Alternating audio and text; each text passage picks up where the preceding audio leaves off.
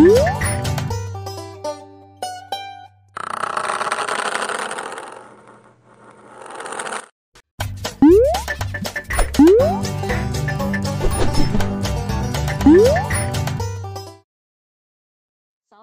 warahmatullahi wabarakatuh. Selamat siang, selamat datang pada acara Health Talk kali ini bertepatan pada akhir tahun ya, jadi cukup spesial untuk topik pada hari ini. Oke, Health Talk pada siang kali ini akan membahas mengenai sleep training, mengenal metode dan manfaatnya. Bersama narasumber kita yang keren pada kali ini dengan Dr. Husnia Auliatul Uma, spesialis anak, Magister Kesehatan, yaitu seorang dokter spesialis anak Rumah Sakit JIH Solo.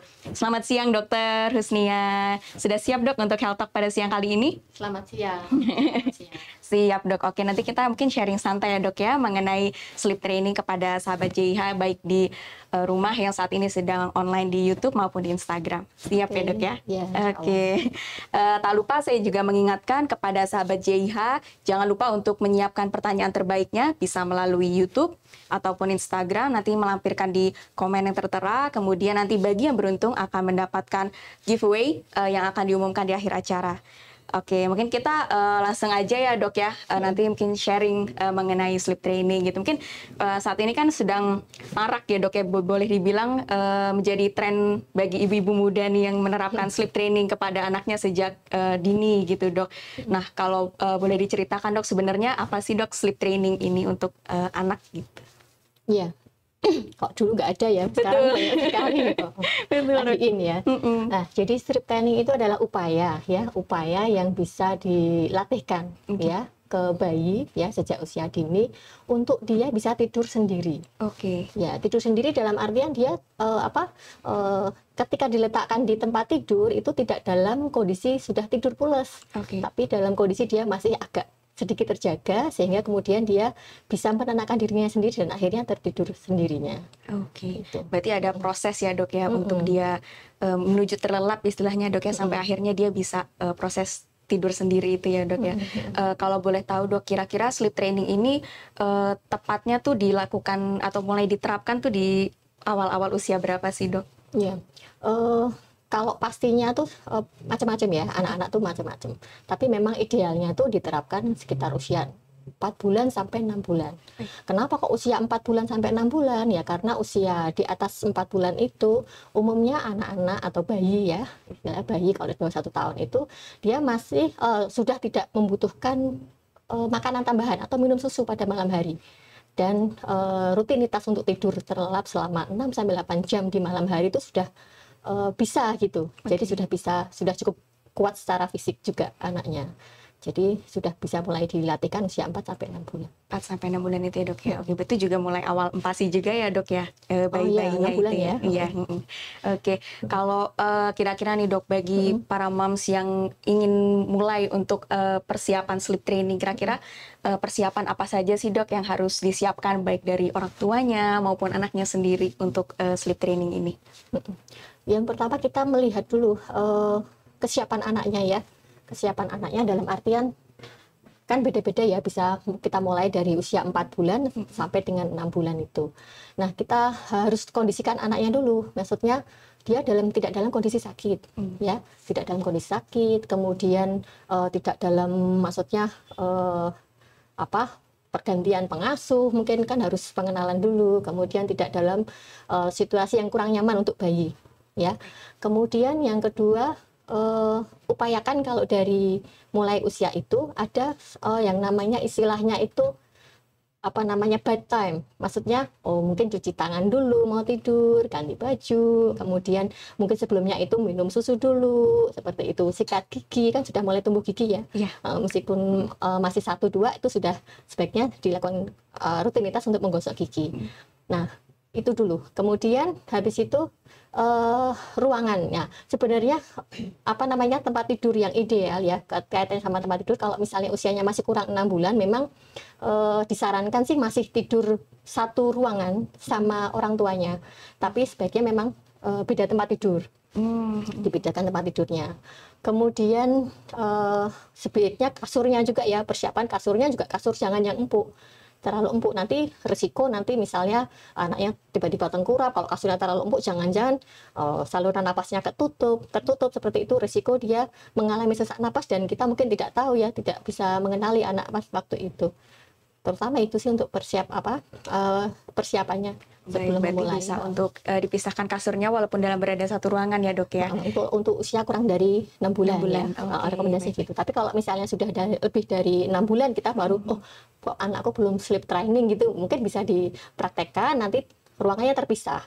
Nanti secara bertahap ada caranya bagaimana supaya melatih tidur sendiri itu. Mungkin itu masih menarik ya dok. Kalau kan sekitar usia 4 bulan sampai 6 bulan kan memang posisi bayi kan masih ada yang menyusui aktif ya dok ya. Nah kadang kan juga ada bayi yang mungkin dia terjaga dok pada saat malam untuk istilahnya sambil menyusui itu ya dok. Nah, kalau ada kondisi-kondisi seperti itu kira-kira masih memungkinkan nggak sih dok untuk dilakukan sleep training ini? Iya, itu memang kita sulit ya. Maksudnya kebiasaan budaya juga ya. Nah, kalau anak belum tidur sama orang tuanya tuh nggak marem gitu toh. Istilahnya masih budaya anak tuh harus tidur dengan orang tuanya dulu, masih kecil, kasihan gitu. Terus yang kedua takut misalnya kalau anaknya nanti cemas nyariin gitu kan ya. Terus ya itu. Tapi kalau misalnya sebenarnya yang saya sampaikan tadi, kalau misalnya usia 4 sampai 6 bulan rata-rata tuh sudah tidak terlalu membutuhkan tambahan minuman susu gitu, biasanya sih tidak memerlukan, dan dia bisa tidur terlelap sampai 6 sampai 8 jam. Dan kalaupun bangun malam gitu ya, secara normal kita pun orang dewasa kan juga bangun malam gitu ya, kadang-kadang bangun. Harapannya sih dengan pelatihan tidur atau sleep training ini anak-anak bisa bangun kemudian tidur lagi gitu, bisa tidur lagi tanpa meminta ASI gitu. Tapi sebenarnya bisa dilakukan secara bertahap. Kalau misalnya harus tergantung ininya juga ya, berat badan kan kadang kan anak kan sebaiknya kan diberikan susu secara rutin misalnya seperti itu ya, kita bisa memberikan tetap memberikan nutrisi ya, tapi dengan kontaknya, maksudnya interaksinya tidak terlalu banyak gitu, jadi tetap anaknya bisa nantinya tidur kembali dengan sendirinya. Gitu. Berarti sebenarnya penting untuk memastikan kenyang juga ya dok ya pada saat bedtime rutinnya itu, memastikan anak juga kenyang supaya nggak bolak-balik terjaga ya dok ya pada saat proses sleep training ini ya dok. Iya, aktivitas juga pengaruh. Baik. Ya. Dan kalau misalnya anaknya terlalu capek nanti juga sering mungkin tidurnya juga nggak nyaman gitu, cepat bangun gitu, rewel mungkin lingkungannya. Jadi betul. Ya sebaiknya kalau malam itu ya hindari aktivitas fisik ya, jadi lebih banyak memang interaksi itu dilakukan di pagi, siang atau sore gitu ya. Berarti dipadatkan di jam-jam itu ya dok ya. Jadi pas mau tidur kalau bisa udah mulai cooling down untuk aktivitasnya ya dok ya. Oke. Mungkin kita bisa menggali dulu nih, ada pertanyaan kah dari sobat-sobat JIH dari Instagram ataupun YouTube? Boleh banget dicantumkan ya untuk pertanyaan-pertanyaan, nanti kita akan coba diskusikan pada sesi hotel kali ini. Oke, dok udah ada yang ini ternyata dok dari bertanya. Mungkin kita boleh ini ya dok ya diskusi terkait ini ya. Dari @herliana_purba22, dok bagaimana solusi sleep training pada anak yang masih mengompol? Anaknya masih ngompol, sleep trainingnya gimana nih dok kira-kira? Ya berarti ini usianya usianya berapa dulu? Kalau misalnya bayi kan kemungkinan masih mengompol ya, dia kan pakai pampers, dia kan pakai diapers, ya tetap bisa dilatihkan, Kemudian kalau misalnya harus mengganti 4 sampai 6 jam sekali, misalnya di malam hari ganti diapers itu, berarti ya tetap bisa digantikan, tapi dengan mengurangi interaksi. Maksudnya jangan terlalu membuat kegaduhan, istilahnya itu pelan-pelan, slow gitu, tapi dilakukan secara cepat supaya tidak membangunkan anaknya. Baik.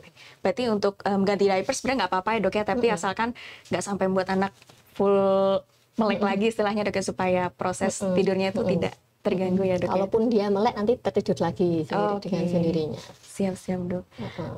Ini ada lagi dok, tips pertanyaan yang kedua dok, tips bagaimana menidurkan dan posisi tidur yang tepat untuk bayi yang sedang batuk pilek untuk membantu mengurangi bayi terbangun karena batuk dok. Ini agak sering ya dok ya case-nya, karena mungkin bayi kan juga rentan untuk batuk pilek. Nah, kemudian tipsnya supaya membantu mengurangi terbangun ini dok. kayaknya ini dulu ya, apa? Mungkin metodenya dulu ya. Boleh, boleh. Oke, Iya kan, mungkin kita metodenya. bahas sekalian terkait Sekalian metode ya, Dok metodenya ya. dulu ya. Jadi metode untuk sleep training sebenarnya kan macam-macam ya.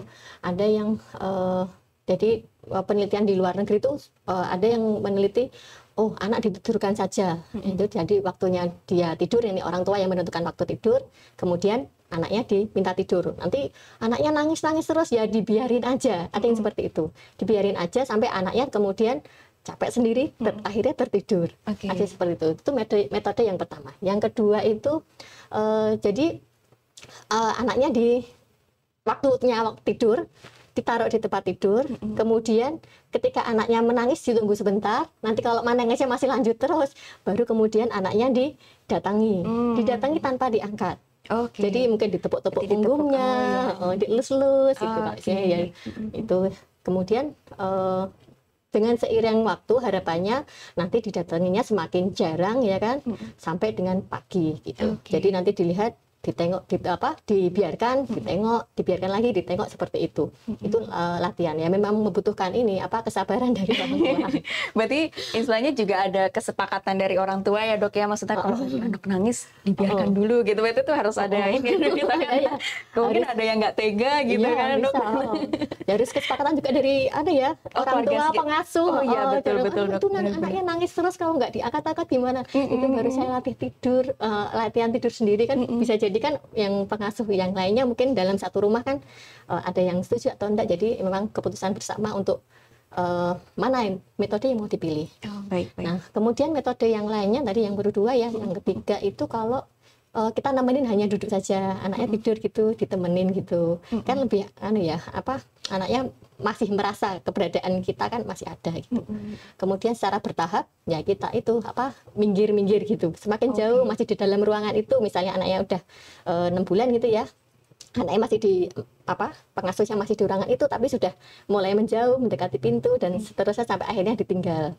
Gitu bertahap. Kemudian ada lagi metode itu misalnya waktunya tidur ditiduri, nanti nangis diangkat dulu, nanti terus ditaruh lagi, diangkat lagi, seperti itu ya. Itu juga butuh kesabaran juga. Nah, tadi kaitannya sama pertanyaannya mana? Yang batuk, yang anak dengan batuk pilek, Dok. Batuk pilek. Nah, itu tadi kaitannya sama kesiapan dulu, kesiapan anaknya. Kalau misalnya anaknya masih batuk pilek, kita mau mulai sleep training itu, sebaiknya saran saya sih ditunda dulu. Baik. Ya, jadi kondisi memang kurang ideal ya, Dok ya. Kan secara emosi kan, kalau misalnya anak batuk pilek kan sudah psikologis ya, meskipun kita nggak tahu. Kan juga anaknya kan kurang nyaman gitu ya, kurang nyaman. Jadi sebaiknya memang untuk pertama kali tidak usah latih dulu sleep training. Jadi memang benar-benar dalam kondisi yang fit gitu. Kemudian bagaimana untuk mengurangi bangun ya, mengurangi karena batuknya, mungkin baiknya konsultasi dulu ya. Konsultasi supaya mengurangi batuknya itu ke dokter gitu. Jadi bisa diketahui memang batuknya itu apakah kalau malam hari mungkin penyebabnya karena memang infeksi atau suatu alergi, sehingga bisa dikurangi gejala batuknya dan tidurnya lebih baik lagi kualitasnya. Baik, berarti untuk kasus seperti ini kita tangani untuk batuk pileknya dulu ya, Dok ya, untuk konsultasi, baru setelah kondisinya terbentuk ideal, kemudian kita baru latih untuk proses sleep training itu ya, Dok ya. Tapi Dok, kalau metodenya kan sebenarnya banyak ya, Dok ya. Tadi ada yang biarkan menangis, ada yang mungkin pada saat nangis dipupuk bayinya. Nah, kalau untuk prosesnya, Dok, kira-kira tuh membutuhkan berapa lama sih, Dok? Apakah sampai berbulan-bulan atau mungkin ada yang dalam 2 minggu sudah bisa beradaptasi untuk proses sleep trainingnya itu gitu? Ya, memang beda-beda ya. Maksudnya untuk tahapan itu beda-beda. Jadi anak itu kan dia mulai tidur itu jam malam ya. Berarti sebenarnya tuh dari kecil tuh sudah bisa diatur supaya gimana tuh anak itu atau bayi itu membedakan dia jam siang dan jam malam. Ya. Dari usia 2 mingguan lah ya. Jadi meningkatkan kondisi kapan dia harus saatnya main, kapan saatnya tidur. Ya, itu bisa diajarkan dari bayi kurang dari 4 bulan pun sebenarnya bisa. Siang hari dia banyak beraktivitas, itu bisa mungkin jadi kondisi interaksi antara pengasuh orang tua itu ya bukan waktu jam tidur. Nah, itu bukan waktu jam tidur atau waktu siang hari. Kemudian yang malam itu ya kita kondisikan mungkin lampunya lebih redup, suaranya lebih tidak lebih sepi seperti itu. Jadi ya anak tahu kalau dia berada di kondisi malam misalnya seperti itu. Nah terus tadi apa? Supaya berhasil ininya dok, proses sleep trainingnya. Nah, itu kalau misalnya sudah kemudian kita latihkan ya, atau kita latihkan malam hari, anak sudah mulai ini waktunya malam, waktunya tidur. Kemudian kita coba latih, biasanya dalam waktu 3-4 hari itu anak sudah mulai terbiasa. Kalau memang itu berhasil ya, bisa sampai kalau mundur-mundurnya taruhlah 2 minggu. Taruhlah 2 minggu, kita bisa menilai oh itu sleep trainingnya berhasil apa tidak. Kalau misalnya tidak berhasil, mesti kita melihat kondisinya dulu, apakah anak ini kondisi sakit atau kondisi yang lainnya. Jadi kita mungkin atasi dulu kondisinya itu. Nah, kalau misalnya ternyata nggak ada, tapi anaknya belum sukses dengan metode yang diberikan, mungkin di skip dulu. Dicobakan lagi, bisa dicobakan lagi lain waktu, atau mungkin kita ganti metodenya. Nah, nanti sama dievaluasi paling nggak 2 minggu. 2 minggu ya dok ya, berarti untuk melihat keberhasilan dari metode sleep training yang kita lakukan ini ya dok ya. Maksimal 2 minggu. Mungkin kita beralih dulu dok ke pertanyaan dari teman-teman lagi ya dok ya. Barangkali mungkin ada yang sudah bertanya, sudah ada lagi ya. Nah, dari Samira Mevia. Apakah memberikan makan sebelum anak tidur bisa menjadi solusi untuk sleep trainingnya sukses, dok? Ya, baiknya sebelum 2 jam ya sebelum tidur. 2 jam. Maksimal 2 jam sebelum tidur. Jadi supaya perutnya juga tidak terlalu kenyang atau tidak terlalu lapar, yang nantinya mengganggu juga kesuksesan dari sleep training itu. Berarti kurang lebih sekitar 2 jam ya dok ya? Jam, ya. Ada lagi dok. Kapan saya harus, dari @ashraf sp91, kapan saya harus memulai pelatihan tidur? Bagaimana cara memulai latihan tidur? Apakah latihan tidur selalu melibatkan tangisan? Cry it out itu ya dok ya, CI. Ini udah baca ini. Udah baca ya dok ya, Yang baik ya. Kapan harus memulai pelatihan tidur? Ya, silahkan dikonsultasikan ke SPA. Dokternya kapan bisa memulai latihan tidurnya. Tapi prinsipnya yang tadi itu ya, antara 4 sampai 6 bulan. Nah, karena apa? Karena itu tadi anaknya kalau udah di atas 4 sampai di atas 4 bulan, rata-rata tuh mereka sudah bisa tidur pulas selama malam 6 sampai 8, kurang lebih 6 sampai 8 jam. Gitu. Baik dok. Ini ada lagi dok, dari @chandra_himawan surya. Assalamualaikum, apakah anak perempuan dan laki-laki memiliki metode sleep training yang berbeda dok? Terima kasih. Kalau anak laki-laki perempuan sama ya? Sama ya dok ya prinsipnya ya. Tadi yang CIO tidak selalu ya. Latihan tidur apakah selalu melibatkan tangisan? Tidak selalu ya. Jadi ada metodenya kan bisa macam-macam ya. Ada yang tadi ya CIO kan berarti kan membiarkan anaknya nangis gitu. Tapi kan ada metode lainnya bisa secara bertahap tadi ya. Kalau misalnya entah ditengokin sesuai dengan, kalau misalnya anaknya nangis kita tengokin, atau mungkin metode diangkat itu tadi, atau mungkin ditemani di sebelahnya dengan kursi seperti itu. Jadi tidak selalu ya latihan tidur melibatkan tangisan. Tapi memang ini ya, orang tua yang lebih ini sih, yang harus maksudnya tega pandangnya gitu. Nah, juga manfaatnya kan juga banyak. Kalau ini kita mungkin belum bahas ya dok ya mengenai manfaat dari sleep training ini ya dok ya. Nah kalau tadi kan kita udah bahas mengenai metode, berbagai metode. Nah kira-kira tuh manfaat dari sleep training dok, mungkin sekalian dibahas setelah kita terapkan ini pada anak tuh apa saja sih dok untuk manfaat dari sleep training ini? Jadi melatih kemandirian anak, melatih kemandirian bayi. Kemudian itu kan seiring waktu ya, nantinya kan juga mengurangi tingkat kecemasan anaknya ketika berpisah dengan orang tua. Nah, kemudian juga mengurangi ketergantungan. Kalau misalnya, tiap malam anaknya suka dilus-lus gitu ya. Itu kalau misalnya dilatih sleep training mungkin bisa mengurangi juga hal-hal seperti itu. Dan tidak kalah penting adalah kalau misalnya bayinya berhasil dilakukan sleep training, tentunya orang tuanya sebagai pengasuhnya bisa istirahat ya. Betul. Ya, kualitas dan kuantitas istirahat dari orang pengasuhnya, ibu terutama, itu lebih baik lagi. Ya. Dan juga kalau misalnya nantinya bayinya kan anaknya tidurnya di ruangan yang berbeda, tentunya itu kan meningkatkan hubungan interpersonal ya, misal suami istri gitu kan, tentunya lebih baik lagi. Oke, baik.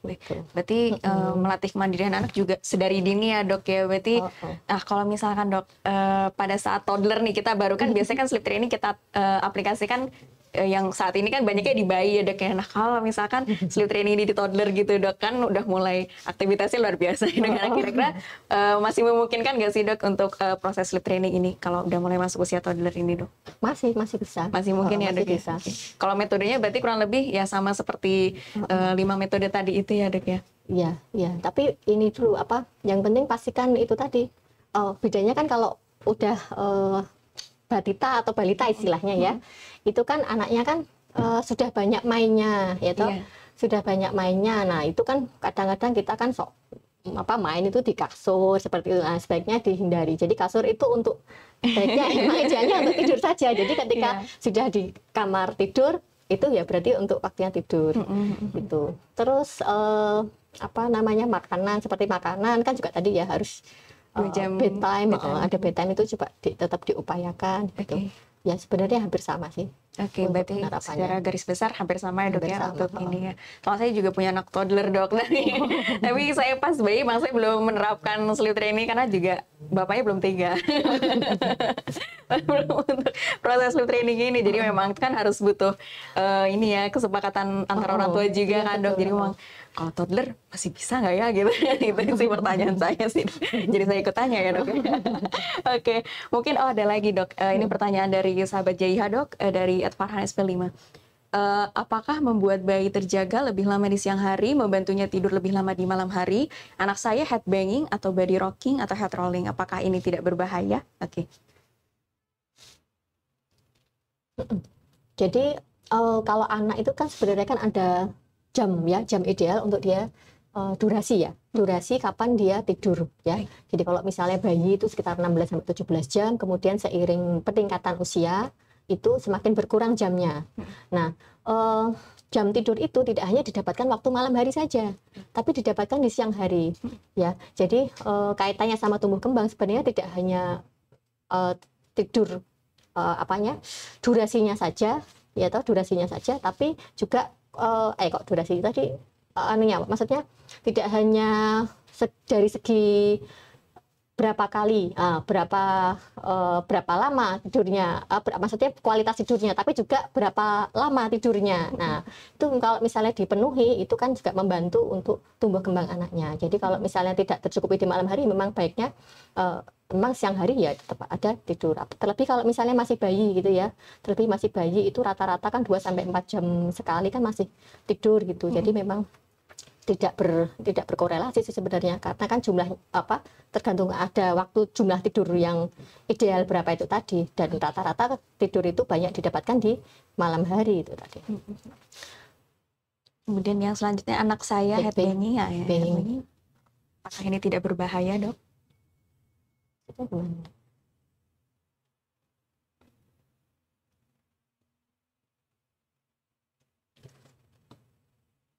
Maksudnya ini ya, head banging. Maksudnya sering muter-muter gitu ya. Pada muter-muter itu maksudnya ya. Maksudnya gini, tadi itu ya kalau misalnya kita mau menyiapkan anak tidur sendiri atau sleep training, berarti kalau misalnya kamarnya terpisah, berarti upayakan kondisi lingkungannya itu dia baik. Maksudnya dalam kondisi dia lingkungannya itu aman, ya kasurnya tidak boleh terlalu empuk, ya karena dia risiko tadi misalnya tiba-tiba mungkin sesak napas, misalnya tengkurap gitu anaknya, tapi kan kalau misalnya letak posisinya kasurnya datar kan mengurangi risiko itu. Nah kemudian juga baiknya kalau di sekitar tempat tidurnya itu jangan ada mainan atau boneka-boneka seperti itu, kan ada risikonya.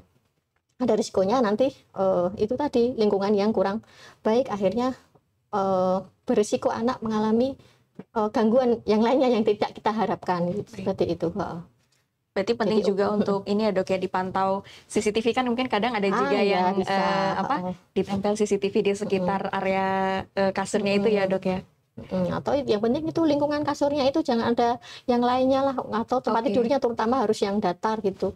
Itu. Berarti seperti selimut bantal kalau bisa juga disingkirkan ya dok ya mungkin di untuk pinggir, ditaruh di pinggir-pinggirnya pinggir. saja. Oh baik baik. Kan untuk maksudnya untuk penghalangnya ya, supaya misalnya anaknya kan tidak jatuh. Gitu. Baik. Oke, semoga bisa menjawab pertanyaannya ya untuk Mas Farhan. Oke. Nah ini dok, ada pertanyaan lagi, mungkin ini lebih aplikatif ya dok. Jadi dari Adnanda Mutia 2022. Metode sleep training yang paling sering dipakai dengan keberhasilan yang tinggi yang mana dok kira-kira? Oke. Beda-beda sih ya. Iya, tapi ini sifatnya sebenarnya personal ya dok ya kalau sebenarnya untuk personal. metode sleep trainingnya. Tapi makanya yang terpenting adalah konsultasikan dulu ya dok ya terkait metode Iya. yang tepat ini ya dok ya. Oke. Masing-masing soalnya beda-beda, ada yang lebih cocok yang tadi CEO, ada yang lebih cocok kalau misalnya bertahap-bertahap apa pelan-pelan ditinggalkan dan menambah jamnya, seperti menambah durasi kontaknya, beda-beda. Jadi setiap orang dengan individu dengan metodenya sendiri-sendiri. Baik. Nah, jangan lupa berarti konsultasikan ke DSA ya dok ya untuk terkait hal ini. Oke, ada lagi dok dari @eki.barmi. Izin bertanya dok, apakah anak yang biasa sleep training itu dapat mempengaruhi kemampuan oral dan motoriknya? Oke. Ya, pertanyaan yang baik ya. Baik ya dok. Iya. Oke. Kaitannya dengan kemampuan oral dan motorik. Kalau kemampuan oral mungkin kaitannya sama kemampuan bicara kali ya. Kemampuan bicara, kemudian motorik berarti kemampuan dia olah tubuhnya ya. Jadi kalau sleep training itu latihan tidur ya. Jadi kalau kemampuan tumbuh kembang anak sebenarnya tidak hanya dipengaruhi oleh tidur saja ya, tidak dipengaruhi oleh tidur. Banyak faktor sekali, faktor-faktor yang bisa mempengaruhi kemampuan tumbuh kembang, kan berarti kan kaitannya sama tumbuh kembang ya, kemampuan tumbuh kembang seorang anak ya.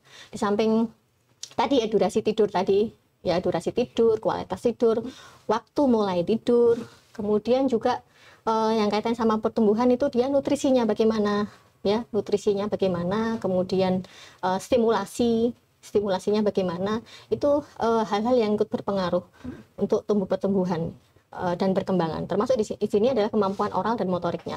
Oral kan berarti kan kalau bicara berarti kan stimulasinya bagaimana, anak mendapatkan stimulasi untuk bicara apa enggak ya, stimulasinya dalam artian orang tua sering mengajak ngobrol apa enggak, menceritakan buku misalnya seperti itu. Kemudian pendengarannya apakah ada gangguan ya, kan menerima kan dengan pendengaran. Kemudian kalau motorik dipengaruhi juga ya, tetap sama ya, stimulasinya bagaimana, apakah anak juga diberikan kesempatan untuk memegang pensil, melakukan aktivitas di lantai misalnya seperti itu, sehingga lebih berkembang nantinya motoriknya gitu. Jadi memang tidak hanya tidur saja yang dia mempengaruhi kemampuan oral dan motorik. Baik, berarti ada aspek lainnya ya dok ya, untuk untuk mempengaruhi kemampuan oral dan motorik dari masing-masing anak itu ya dok ya. Oke. Nah ini ada lagi dok dari @lalasiregar dari Lalasiregar 17. Bagaimana dok cara sleep training dengan lancar? Apalagi anak saya obesitas dok. Takut aja kalau jatuh, atau bagaimana dok lebih tepatnya supaya sleep trainingnya ini dapat berjalan dengan lancar? Ya, kembali konsultasikan saja. Konsultasikan ya dok ya. Oke, karena ini case-nya ada obesnya ya dok ya. Jadi nanti agak khusus. Jadi untuk metodenya konsultasikan ke DSA. Ya, prinsipnya kalau obesitas tadi kan takutnya jatuh ya. Iya, takutnya jatuh berarti ciptakan lingkungan yang seaman mungkin. Baik. Ya, ciptakan lingkungan seaman mungkin ketika dia mau tidur itu tadi. Ya, kalau datar, kemudian ada pembatas tadi ya supaya nggak tidur itu, nggak jatuh itu tadi ya. Kemudian kalau misalnya obesitas mungkin ada kadang-kadang kan ada ini juga ya, OSAS barangkali. OSAS itu maksudnya dia gangguan pernapasan itu ya, takutnya kan itu. Nah itu kan perlu dilihat lagi ke dokter apakah ada gangguan situ, terutama tandanya kan mengorok itu tadi ya, mengorok itu tadi, terus tahu-tahu mungkin gangguan tidur sampai dengan mungkin gangguan pernapasan. Nah itu kan yang perlu dikonsultasikan ke dokter untuk dilihat apakah ada kecurigaan ke sana, sehingga perlu diatasi dulu sebelum kemudian dibiarkan tidur sendiri. Baik, gitu. Oke, semoga bisa menjawab pertanyaannya ya untuk Bu Lala. Nah, mungkin ada pertanyaan lagi, dokter dari @equa39. Dokter, apakah sleep training bisa memberikan dampak buruk dan kapan seharusnya kita menunda untuk melakukan sleep training, Dok? Ya, ya, Oke. beberapa penelitian menyampaikan kalau bukan deh, kaitannya sama kedekatan sama orang tua. Nah, sebenarnya kedekatan orang tua kan tidak hanya didapatkan ketika dalam kondisi tidur saja, ya kan, tapi bisa diupayakan ketika dia masih kondisi bangun gitu. Jadi untuk yang dampak buruknya saya kira sih ya tidak banyak ya. Kemudian kapan kita harus menunda ya, kalau misalnya anaknya belum siap, lingkungannya belum memungkinkan juga ya. Anaknya belum siap, misalnya apa ya, misalnya dia masih dalam kondisi sakit, tadi ya sudah dijelaskan ya, kondisi sakit ataupun dia masih ada peralihan secara psikologis, misalnya pengasuhnya berganti atau mungkin sedang tumbuh gigi itu kan juga pengaruh ke keberhasilan. Itu kemudian juga lingkungan juga ya, kalau lingkungannya kiranya belum cukup aman, misalnya kasurnya masih terlalu empuk seperti itu, kemudian ada satu lagi televisi atau mungkin gadget, itu juga mempengaruhi keberhasilan dari sleep training juga. Itu juga sebaiknya dihindari dulu ya, dihindari dulu supaya bisa berhasil sleep trainingnya. Baik, Dok. Oke, semoga bisa menjawab pertanyaannya ya untuk Bu Equa. Ada lagi, Dok? Nih, dari Karito 392. Bagaimana tips and trick untuk mengajarkan pada anak dengan gangguan Down syndrome yang sedikit sulit untuk diajarkan, Dok? Oke. Ya, umurnya berapa dulu kita lihat anaknya ya. Jadi kita lihat per usianya. Kalau misalnya bayi kan mungkin kita lebih mudah tadi ya, secara umum kan seperti yang metode yang saya sampaikan tadi. Tapi kalau misalnya anaknya dengan kondisi khusus, tentunya kita lebih ada trik-triknya tersendiri bagaimana supaya anak itu mau tidur sesuai dengan yang diharapkan. Tadi yang kaitannya sama tidur tadi ya, selain dia jumlah tidurnya, waktu mulai tidurnya, dan kualitas tidur yang diharapkan itu tadi ya. Nah, kalau misalnya anak Down syndrome bagaimana ya? Itu tadi tergantung dari usianya. Kalau misalnya anaknya masih kecil mungkin masih bisa masih sama ya, masih sama prosesnya. Tapi kalau misalnya anaknya lebih besar, tentunya ya kita membutuhkan teknik, termasuk di situ adalah pemberian seperti reward juga ya, reward juga ya. Jadi kalau misalnya dia bisa tidur sendiri, mungkin ada rewardnya seperti itu, mungkin anak lebih tertarik lagi untuk tidur sendiri gitu, terutama anak-anak yang sudah lebih besar, yang sudah paham. Gitu. Berarti makanya lebih mudah ketika usia bayi ya, Dok, ya, untuk penerapan sleep training ini ya, Dok ya. Oke, baik. Nah, Dok, kalau sebenarnya sebaiknya mulai kapan sih, Dok, ketika kita menerapkan sleep training ini? Nah, kapan sebaiknya kita mulai konsultasi ke DSA, Dok, terkait penerapan metode sleep training ini, Dok?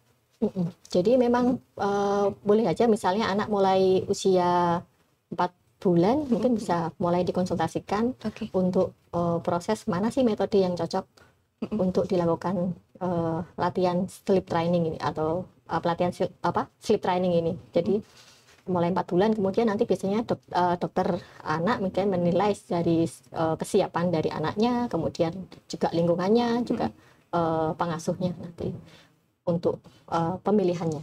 Baik. Berarti sudah bisa dikonsultasikan sejak usia 4 bulan ya, Dok ya. Oke, baik. Nah, ini apakah ada pertanyaan lagi? Oke, ada lagi, Dok. Nah, ini kaitannya tentang jumlah jam tidur, Dok. Dari Sahid Dwi 10. Apabila rata-rata tidur jam 11 malam, lalu kemudian bangunnya jam 5 pagi, apakah normal, Dok, untuk kesehatan tubuh anak? Kan kita belum bahas mengenai jumlah jam tidur ya, Dok ya. Oke, jumlah jam tidur. Nah, kalau untuk kondisi seperti ini sebenarnya apakah normal, Dok, gitu? Ya, idealnya tuh anak kan tidur mulai jam ini ya, kalau bisa lebih kurang dari jam 9 malam. Baik, berarti ya, kita juga nggak tahu posisi usia anaknya juga ya, Dok ya? Kaitannya kan kalau usia anak itu dengan berapa sih jumlah jam tidurnya, idealnya berapa, itu. Kemudian kaitannya kalau dia tidurnya malam, itu kalau anak-anak itu kan masih ada produksi hormon pertumbuhan itu kan terutama kan pada malam hari ya. Pada malam hari di mana itu baru keluar itu kurang lebih 1,5 sampai 3,5 jaman ya baru keluar. Nah kalau misalnya tidurnya molor tentunya produksinya lebih mundur lagi ya, kita nggak tahu produksinya antara jam itu bisa jadi anaknya nanti bangun lagi padahal itu produksinya itu setelah anak tertidur dengan dalam. Nah itu jadi mengurangi apa namanya kecepatan ya produksi dari hormon pertumbuhan juga ngaruh ke situ. Baik dok. Oke, berarti kalau secara jumlah mungkin bisa dikatakan normal, tapi ini untuk mulainya ya dok ya yang harus digeser ya dok ya, karena idealnya untuk anak tadi sekitar jam 9 dari jam 9. Oke. Jam 11 sampai jam 5 berarti kan hanya berapa jam? Berarti 6 jam. Oh iya. 6 jam dengan 6 jam. Ya. Kalau misalnya anak umur yang berapa? Nah, rata-rata kan anak kan bisa sampai 8 jam. Berarti kalau dia hanya tidur malam saja berarti ya masih kemungkinan sih masih kurang. Kurang ya dok ya. Baik. Oke, semoga bisa menjawab pertanyaannya ya. Mungkin kalau mau menerapkan sleep training buat anaknya boleh konsultasikan ke DSA-nya ya terkait ini ya dok. Oke. Nah ini ada lagi dok dari ibu yang sedang menyusui dok, dari Ibu Dahliana .486. Bulan depan anak saya mulai lepas ASI dok. Nah gimana tips awal memulai sleep trainingnya? Soalnya anaknya harus nen kalau mau tidur. Mulai ini tipikal yang nursing while sleeping ya dok ya. Sama kayak saya nih ibunya. Kadang-kadang ibunya tuh lebih dia rasanya tuh tidurnya lebih banyak kalau dia juga nenenin bayinya. Harus sleep training ibunya harus usaha dulu baru nanti mendapatkan hasilnya entah nanti. Betul dok. Tips awal berarti kalau lepas ASI berarti usianya udah 2 tahun ya. Kemungkinan besar dok. Kemungkinan udah di atas 2 tahun. Ya oke, kalau misalnya mau memulai sleep training ya tips awalnya itu tadi bedtime. Maksudnya dia ada waktu dia ini saatnya jam tidur nih ya, jadi lampunya sudah lebih diredupkan misalnya ruangannya, kemudian anaknya sebelumnya sudah gosok gigi dulu, mungkin ganti baju dulu. Kalau dia anaknya minum ASI ya minum ASI dulu sebelum tidur, kemudian sikat gigi ya, kemudian baru dia mulai sleep trainingnya, latihan tidurnya itu. Jadi kemudian tips awalnya itu. Kemudian juga kalau misalnya anaknya gimana nih baru pertama kali anaknya nangis itu ya, ya kita bisa ini ya tadi macam-macam ya, metodenya kan macam-macam ya. Kalau misalnya ibunya masih kurang cocok misalnya dari metode yang dibiarin nangis aja, ya bolehlah bertahap ya. Maksudnya ditidurin dulu, nanti ditengok lagi, ditidurin lagi, ditengok lagi. Ya, seperti metodenya sebenarnya prinsipnya sama tadi itu. Baik, jadi kalau secara metode nggak ada yang berbeda ya dok ya? Jadi diupayakan anaknya nenen dulu sebelum tidur ya toh, kemudian tapi nanti waktu dia mulai tidur itu jadi orang tua tuh harus mengenali kapan itu anak mulai ngantuk. Jadi sleep training itu prinsipnya kan anaknya itu ditaruh di tempat tidur sebelum dia tidur pules.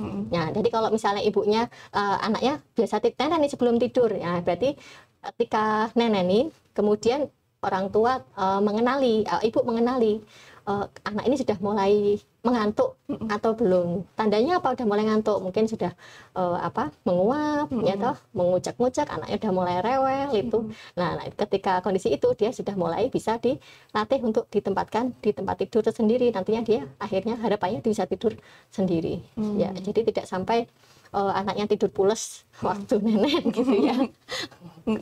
Karena kebablasan dan orang tuanya oh iya gitu. Oke. Berarti kita juga ini harus observasi juga ya dok ya terkait mulai proses dia menuju tidur dalamnya itu. Ya, mungkin kerjasama dengan ini ya suami gitu ya, kerjasama dengan suami gitu. Misalnya anak udah mulai ngantuk kan, kalau misalnya ibunya pindah posisi anaknya langsung bangun gitu kan ya. Jadi mungkin orang tua atau pengasuh yang lainnya dia yang ngangkat bayinya kemudian ditaruh di tempat tidurnya. Oke, baik dok. Ya, kerjasama. Siap. Oke. Ada lagi dok pertanyaan dari Ibu Riana Mehapsari. Apa yang perlu diperhatikan oleh orang tua dalam penerapan sleep training dan apa parameter keberhasilannya? Oke.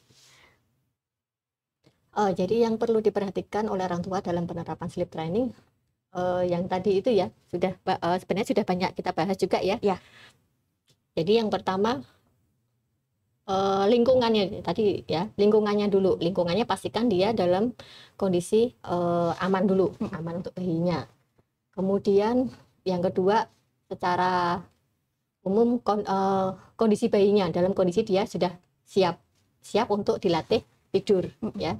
Kemudian juga dari sisi pengasuhnya ya, berarti dipilihkan metodenya ya, kesiapan dari orang tua untuk memberikan atau pengasuh memberikan sleep training itu. Kemudian parameter keberhasilannya ya, anak sudah bisa tidur sendiri, maksudnya dia misalnya sudah kita mengenali anaknya mulai ada gejala ngantuk itu tadi ya, kemudian ditaruh anaknya udah tidur sudah sampai pagi itu baru bangun, itu berarti dia sudah berhasil, orang tua bisa istirahat. Nah, itu juga salah satu keberhasilan dari sleep training.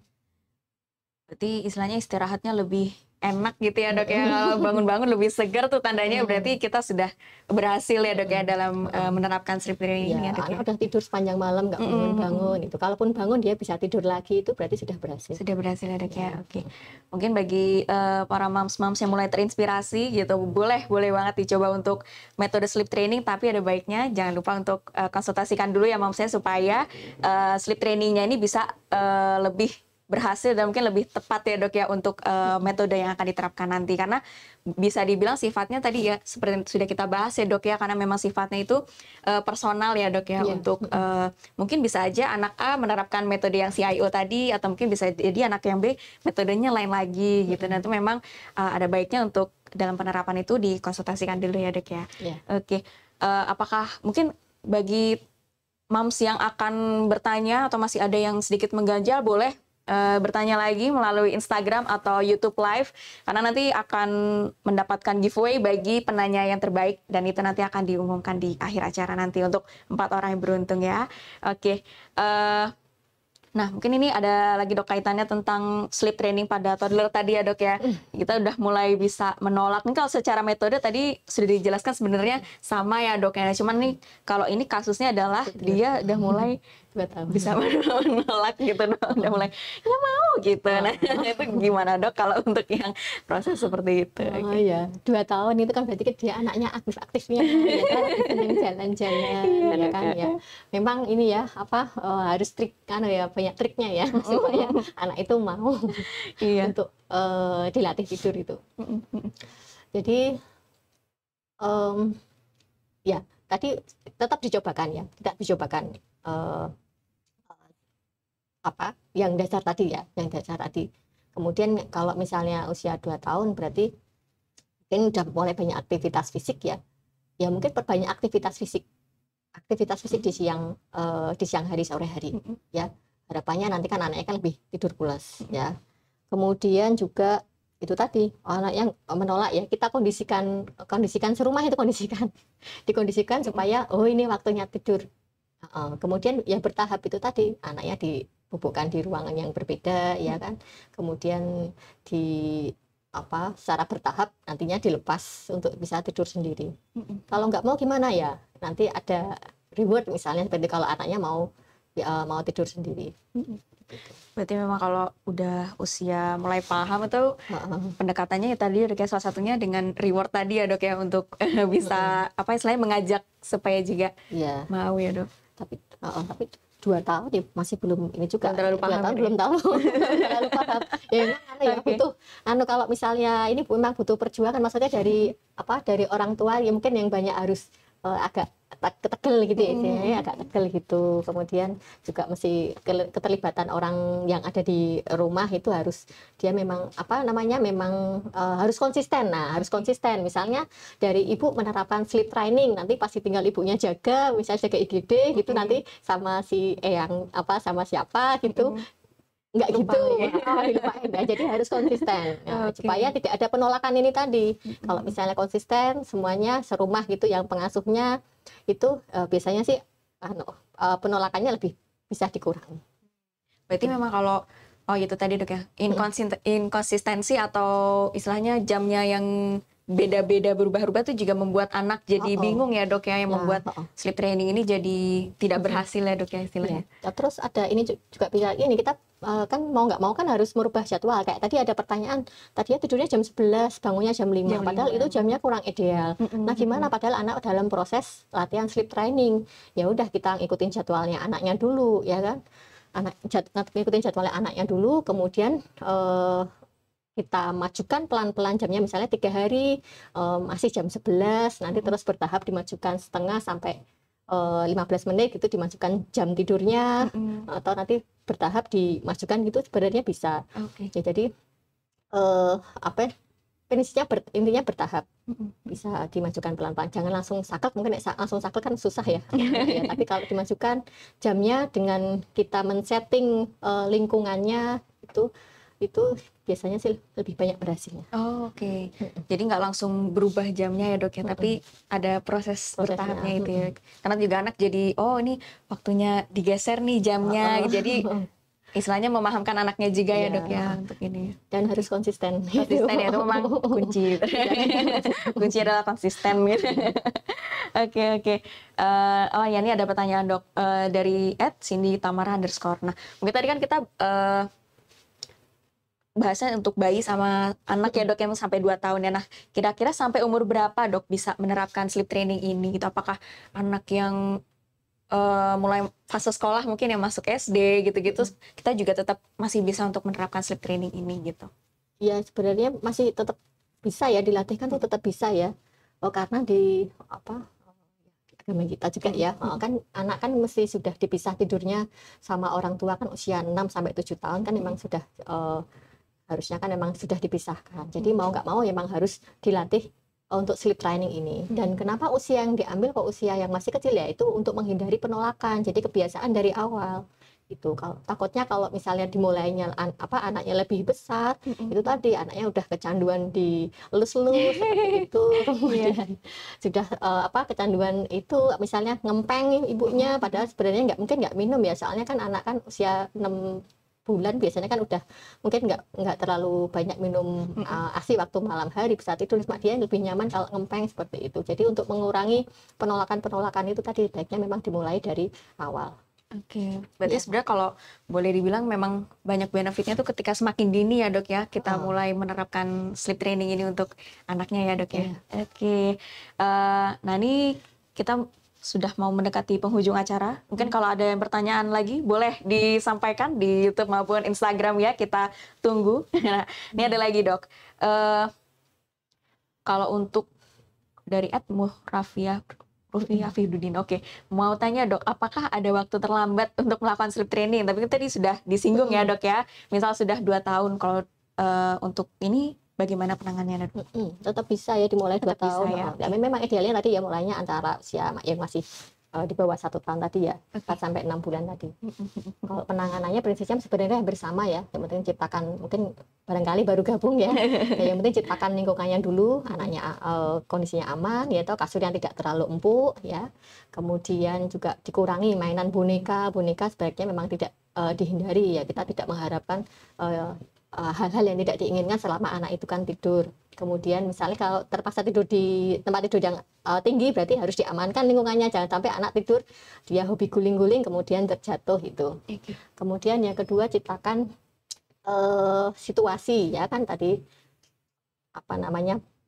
bedtime ya, jadi anak udah waktunya tidur, mungkin sikat gigi dulu, mungkin minum susu dulu, minum susu dulu, sikat gigi dulu, ganti baju, cuci tangan seperti itu. Kemudian habis itu terus ciptakan lingkungannya ya, berarti lampunya mungkin diredupkan itu. Terus mulai ditidurkan anaknya, dilatih untuk tidur sendiri, mungkin bertahap. Mungkin awal-awal bisa ditemanin dulu, habis itu terus mulai ditinggal. Kalau anaknya nangis jangan buru-buru ditengok gitu ya, memang harus agak-agak tegel gitu ya pengasuhnya itu. Nah itu sampai dengan harapannya nanti anak bisa tidur sendiri tanpa ditemani oleh pengasuh atau orang tua. Baik, mungkin ini kita sudah menuju penghujung acara ya dok ya. Nah kalau Mungkin nih dok, kita kan dari tadi sudah membahas ya dok ya mengenai metode sleep training secara keseluruhan. Tapi yang jadi penasarannya adalah kan kalau mungkin orang tua zaman dulu nih dok, kan kita belum pernah menerapkan sleep training ya, mungkin rata-rata sleep trainingnya pada saat mulai tadi dok ya, seperti SD usia udah mulai agak besar karena sudah harus terpisah dari orang tuanya baru mulai dilatih. Nah sebenarnya tuh awal mulanya ini diterapkan di usia 4 bulan, 6 bulan itu tuh awalnya tuh gimana sih dok? Sejarahnya kok bisa mulai baru belakangan ini penerapan sleep training di usia 4 bulan sampai 6 bulan ini? Oh, itu penelitian ya, mungkin banyak ya. Sekarang pun ada, sekarang tuh banyak sekali ya metode, bukan metode apa ya, kayak sekolah ya. Sekolah institut itu dia cuma bahas tentang tidur, metode tidur yang baik bagaimana, insomnia apa supaya dia mungkin tidak hanya bayi saja tapi juga bayi apa sampai dengan yang dewasa, bagaimana ilmu tidur itu ternyata kan banyak diteliti belakangan ini kan gitu. Makanya terus dicari-cari ternyata ya memang mulai kesiapan bayi ya apa untuk dilatih ya usia 4 sampai 6 itu kemudian. Berarti setelah melalui research ya dok ya, dalam proses yang panjang akhirnya diputuskan sampai yang ideal tuh sekitar 4 sampai 6 bulan ini ya dok ya. Berarti memang tuh awalnya dari luar ya dok ya metode. Iya.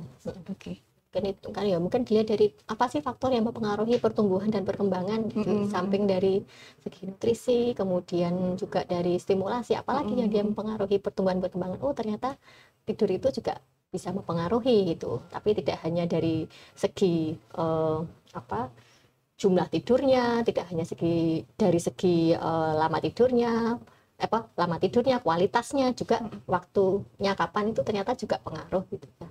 Dan mungkin juga kalau orang tua mungkin saya tidak terlalu banyak membaca yang riset dari ibu-ibu ya yang dia mempunyai anak kecil ya, dia kan juga berisiko secara psikologis, apalagi kalau anak yang baru gitu kan, ibu baru gitu kan, dia secara psikologis kan dia juga butuh istirahat. Makanya kan ada mungkin banyak penelitian yang kemudian mencari bagaimana supaya ibu itu juga bisa tetap istirahat, tidur berkualitas, tapi anak juga bisa mendapatkan manfaat dari tidur itu sendiri. Oke. Oh, saya juga pernah baca sekilas dok. Tapi mungkin boleh dikoreksi ya dok ya. Kalau ini sleep training yang diterapkan mungkin dari sejak awal itu dok, apa memang itu bisa mempengaruhi ini juga dok ya terhadap apa namanya nafsu makannya anak. Jadi berpengaruh terhadap mengurangi risiko GTM gitu-gitu dok. Apakah itu memang ada korelasinya dok kalau terkait ini? Ya kan katanya sama ini ya, kualitas tidur sama lama tidurnya tadi ya. Kalau misalnya banyak distraksi tadi, misalnya banyak distraksi sebelum tidur atau tidurnya sering kebangun, itu kan nantinya kan pagi harinya anak kan mesti kan moodnya kan mungkin bisa jadi kan beda ya.